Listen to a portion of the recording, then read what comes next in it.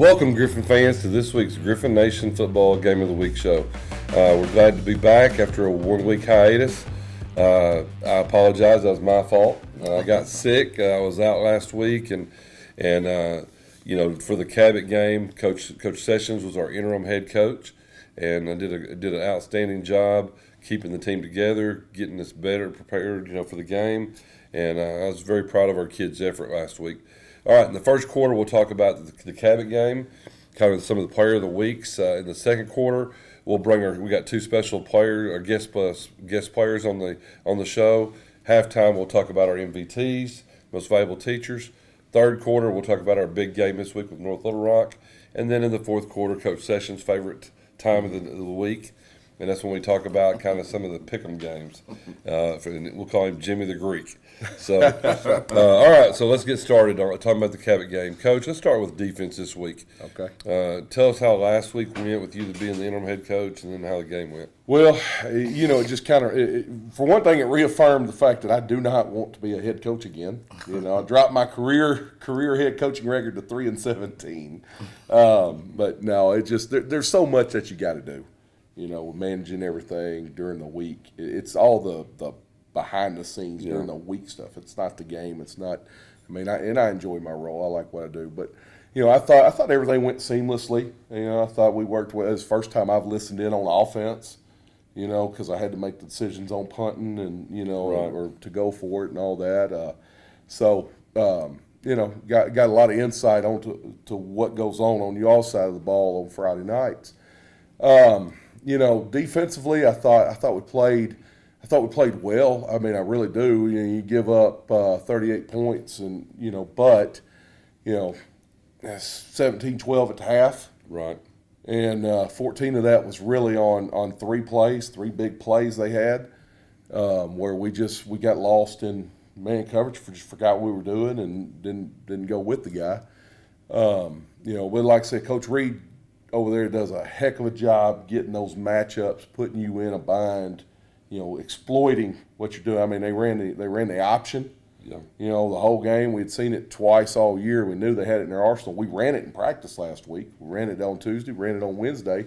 We had a plan to stop it, but we just our guy that's supposed to fill the alley didn't fill the alley, and Coach Reed exploited that. Yes. He's a good play caller and good scheme guy. But I thought overall, it was good. Jay-Sean Edgiston showed out. Anybody out there that's watching this, it's a college coach, recruit this young man. He had 15 tackles, 5 of them were for loss, and he was unblockable. They couldn't block him. They tried to trap him, and he blew up the guard and made the tackle. So if he plays like that the rest of the year, we're going to be cooking up front. Yeah. So, but I thought it was, we had a good effort. How was about linebackers and secondary guys? Anybody play well there? Well, we didn't really have anybody completely stand out. Makai Muhammad graded out the best, had the most production points, so he was our outstanding linebacker. But DJ Franklin had a big interception, right there before the half that gave us the ball back after we had scored. They took a shot, and DJ's covering a post. He goes on the high side of it, catches the ball. Really pleased with him. But all of our secondary played well. The bust-in man coverage was a linebacker that was covering their tight end. So. All right, let's talk a little bit about the offense, Trevor. I know we had right around 350 yards offense. Right. Tell us about the offensive play against Cabot. So early on, Coach, we ended up trying to take a shot on Cabot. We ended up being successful, and then we kind of ended up stalling out on that drive, especially the first 2 drives. We ended up stalling out, and then we eventually got to doing the things that we are normal or used to. Okay, so we got to running the football, and I thought we were pretty successful in that area against Cabot. Like you said, we ended up having 12 points, should have been 14 in the first half, right before a half. And then we came out second half kind of flat, just a little bit. We had an opportunity to score some more points and didn't end up doing that. And so I just think that was just about execution on that, Coach, honestly. But like you said, we had a total of 350 yards, 175 passing yards, and 175 rushing yards. So I thought that was pretty like an even kill on that. Right. And so main thing is because we didn't have any turnovers. That was big. You know, we took care of the football, but you know, again, execution goes a long way on offense. So Still had way too many penalties. yes, we did, Coach. Yes, Yeah. we did. Any player of the weeks? So player of the week. So at receiver, you have KJ Smith. Offensive line, you have Dwayne Phillips and you have Dalen Jackson. And then at running back, I got two of my running backs is Jay Sean Robinson and Luther Tucker.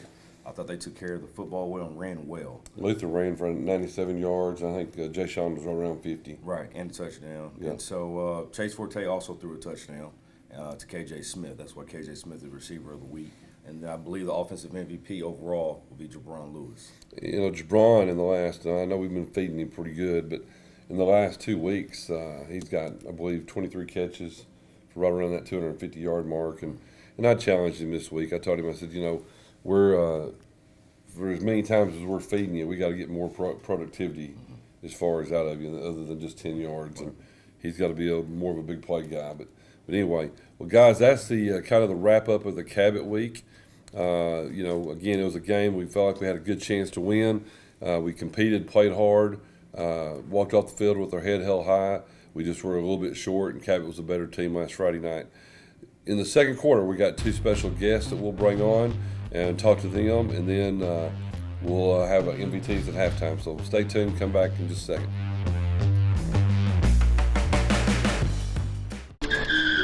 If I could go back and change it all, I would. I think I'm gonna miss you the most. I'm sorry. I'm so sorry. I'm so sorry. Or maybe it's just the little moments. If I could go back and change it all, if I could go back, I would. But I can't.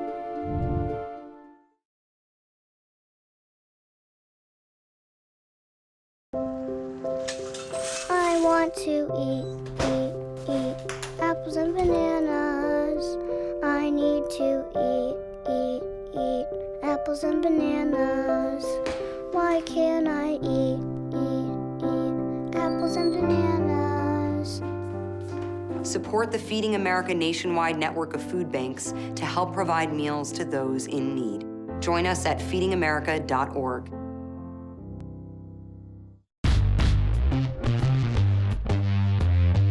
Welcome back, Gryphon fans. This quarter, we're going to highlight 2 of our players, 2 special players. We're glad to have them. They're very, very talented, and both of them will be college players in time for sure. But I'm going to introduce, this is Montrell Martin, who also plays offensive line and defensive end. And then we got Jay Sean Edgerton, who plays defensive end and spot plays a little bit on offense. Guys, if you say hi to mom or girlfriend if you got it now. Come on. Hey, mom, okay. Any girlfriend, Jay Sean? Nah. All right. Well, tell us about what do you like about your football position here at Southwest? What I like about defensive end is I get to use my anger out on other people. You know, I can't do that in school, so I can use it on the field. Okay, Montrell.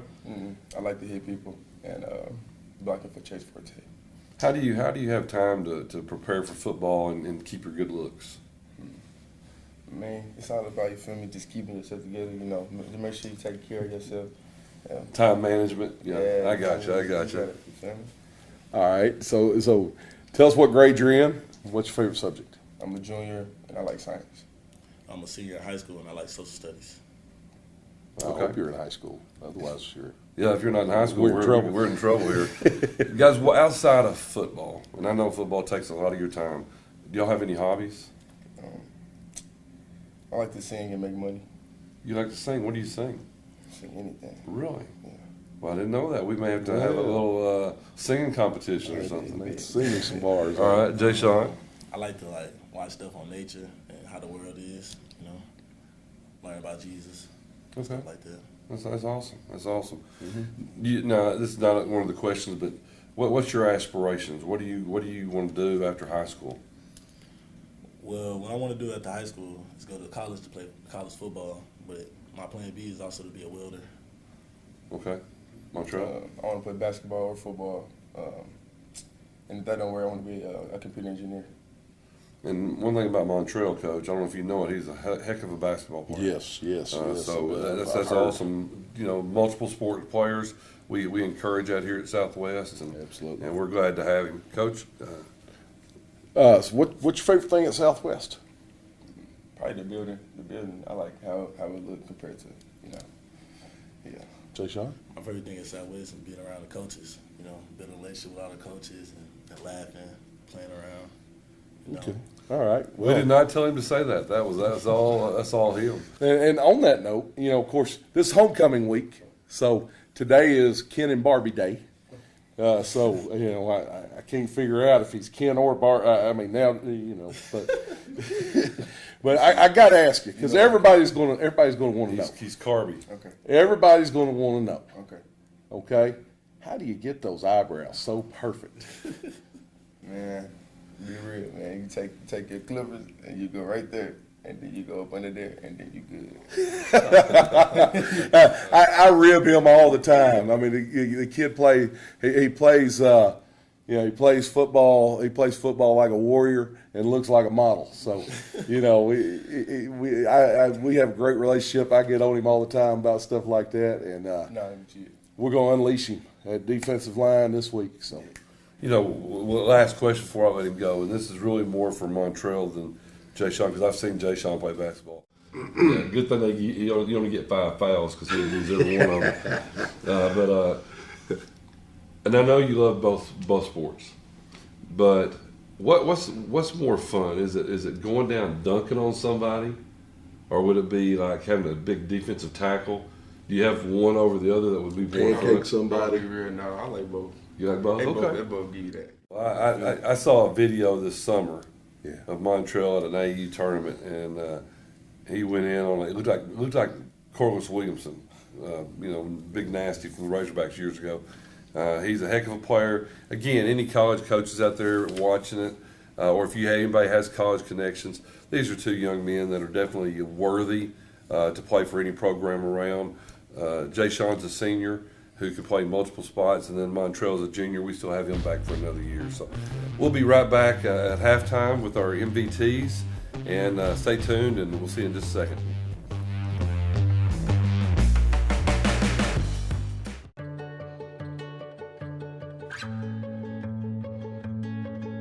I feel like her heartbeat is like same speed as mine, and I think we have this like deep connection, this heart connection in her heart, that there's room for me and Mom. When I'm holding her, it makes me feel calmer. It's a sensory thing. It's a thing with Asperger's. She's really good with Anya. I've seen adults react to my daughter when she has meltdowns like she's from a different planet. And this little animal just sat next to my child and was just like, it's gonna be cool. She's my superhero. Good job, Kitty Cat. When we adopted Lucky, we discovered all the wonderful things that make her unique. Lucky's a little bit of a lot of things, but mostly she's pure love.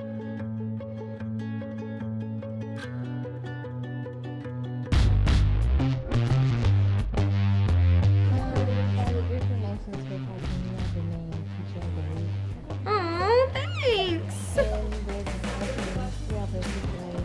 Oh, thank you. I'm so excited. Thank you, Gryphon football team. Oh, okay.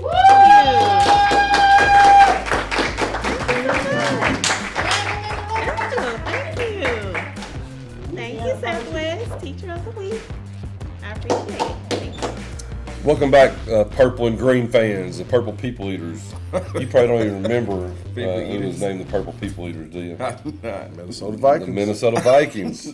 Back in the day. You learn something every day, Trevor. In the third quarter, we're going to talk about North Little Rock. This is homecoming week here at Southwest.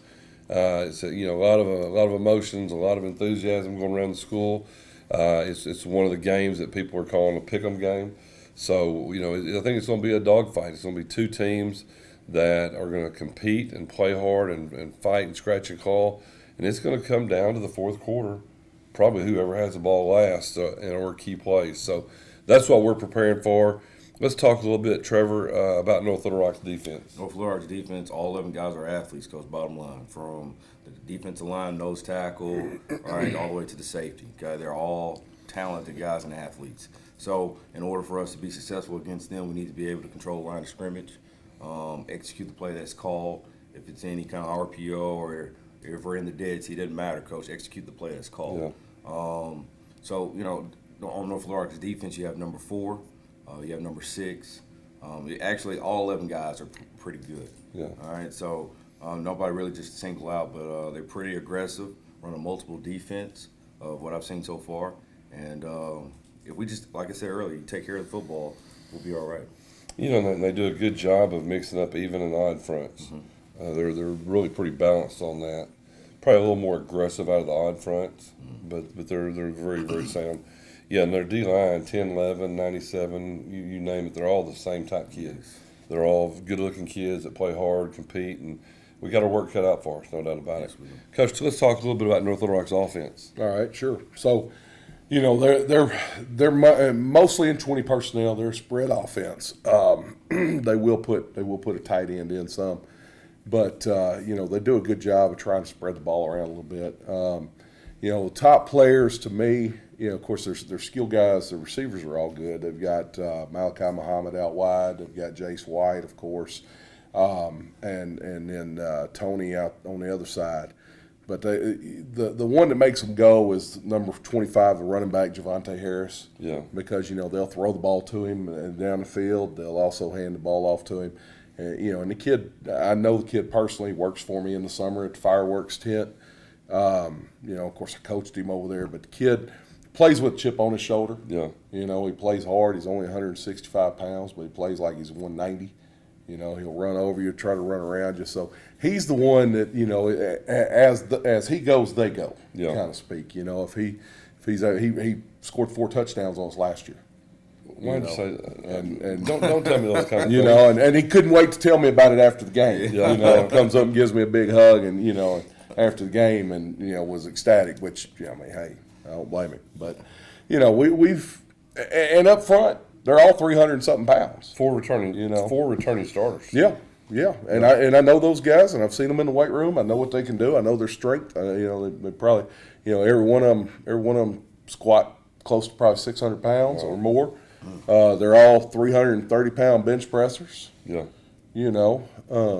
So it's going to be a dogfight, And I talked to Clint Reed yesterday, the head coach. He said the same thing. He said, it's they're looking for it to be a battle, and I think it'll be just real similar to the Hot Springs game. I do too. I really do. And looking even down the road, there's four other games we're going to play. I think it'll be the same way. Yeah. I think it's just going to come down to the last second, and hopefully we prepare well, and our kids are fighting, scratching, claw, and we find a way to get the W. But North Little Rock, just a little bit about them, just history-wise. North Little Rock, over the course of the last 10 years probably, there's not a better program in the state. It'd be hard to gauge them and say they're not. They've been to about 5 or 6 state championships. Well, and when Brad Bolding was there, they were making the semis every year. Yeah. He never made it to the finals, right? But made the semis every year. And then Jamie Mitchell came in from Mississippi, carried it over, and and Jamie went to 4 straight, right? And then, of course, J.R. Eldridge comes in there and, goes to another one, and then last year they were in the quarterfinals, I guess. Yeah. And so I can't remember. I know Brittany was over there last year, but, they were out. They were out after the quarterfinals. Yeah. They played Bentonville. Yeah, they were 6-6 last year, but the thing about North Little Rock is the expectation is they're going to always be good in football. Mm-hmm. Oh yeah, they're going to compete, and they're not going to come in here and be scared to death. They're going to come in here ready to play. And the thing is, of course, I was there, and I can say this: North Little Rock's decline, as far as product on the field, has nothing to do with coaches, has nothing to do with players. Coaches are there, the players are there. Yeah. It has everything to do with switching around of athletic periods and, not having everybody in there and not having coaches around. I was part of that, So, I mean, one time they moved ninth graders to third block. So you had ninth grade practice third block, then they had to go back to class, and then you had senior high fourth block. The theory behind it was the kids were coming first block and then leaving to go home because they had football practice and they were gone. Yeah.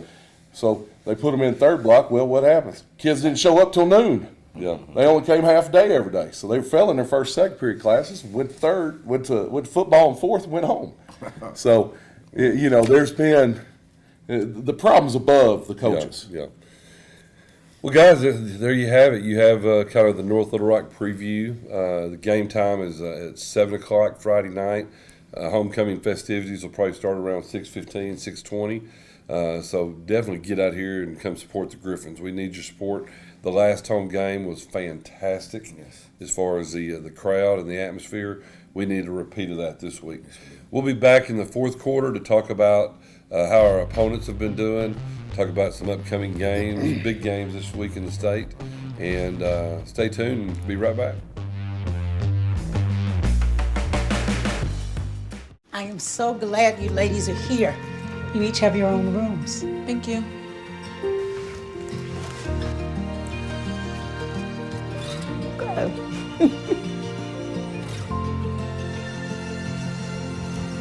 Is it okay to call you Mom? Of course you can.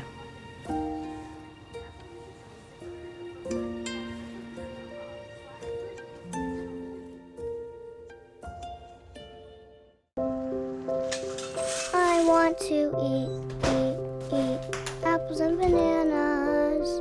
I need to eat apples and bananas. Why can't I eat apples and bananas? Support the Feeding America nationwide network of food banks to help provide meals to those in need. Join us at feedingamerica.org.